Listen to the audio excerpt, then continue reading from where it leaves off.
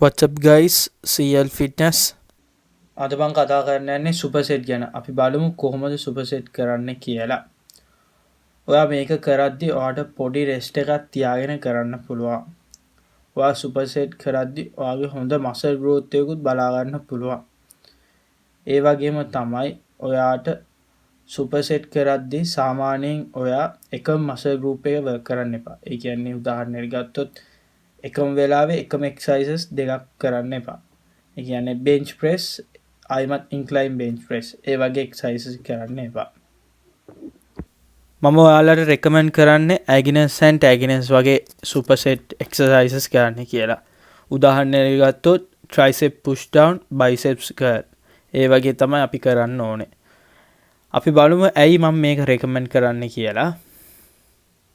මගේ රෙස් period video එක ඔයා බැලුවා නැත්නම් අනිවාර්යෙන්ම බලන්න. මොකද මම ඒකේ කියලා දෙනවා 3 minutes 5 minutes වගේ බ්‍රේක් කරන්න කම්පවුන්ඩ් එක්සර්සයිසස් වල කියලා. හැබැයි ඔයා සුපර්සෙට් කරද්දි ඔයාට එහෙම රෙස්ට් කරන්න ඕනේ නැහැ. ඔයාට ඒ කියන්නේ 1 minute වගේ බ්‍රේක් එකක් තියාගෙන ඔයාට කරන්න පුළුවන් සුපර්සෙට්. එක ස්ටඩි එකක් කරලා තියෙනවා. ඒකෙන් අපිට බලා ගන්න පුළුවන් ඇගිනස් ඇන්ඩ් ටැගිනස් කියන එක්සර්සයිස් වලදී ඔයාගේ බෙන්ච් ප්‍රෙස් ඇන්ඩ් බෙන්ඩෝ රෝ වගේ එක්සර්සයිසස් කරන්න පුළුවන්. සාමාන්‍යයෙන් 3 sets වගේ ඔයාට කරන්න පුළුවන්. ඇයි ඇගිනස් ඇන්ඩ් ටැගිනස් කියන මූවමන්ට්ස් කරන්න කියන්නේ කියලා අපි බලමු. ඔයාගේ මසල් එක ස්ට්‍රෙච් කරලා ඔයාට වර්ක්අවුට් කරන්න පුළුවන් ඒ එක්සර්සයිස් වලදී. සාමාන්‍යයෙන් සුපර්සෙට් කරාම ඔයාගේ රෙස්ට් පීරියඩ් එකත් අඩු කරා ගන්න පුළුවන්. බෙන්ච් ප්‍රෙස් එක සාමාන්‍යයෙන් ඒක කළා විරුණාට පස්සේ අනිත් එක්සර්සයිස් එකට යද්දි ඒ කියන්නේ සාමාන්‍යව හිතන ඔයා බෙන්ඩ් රෝ වගේ එක්සර්සයිස් එකක් කරද්දි ඔයාට 1 minute වගේ බ්‍රේක් එකක් තියාගෙන කරන්න පුළුවන්. ආයිමත් 1 minute බ්‍රේක් කරලා ආයිමත් බෙන්ච් ප්‍රෙස් කරන්න පුළුවන්.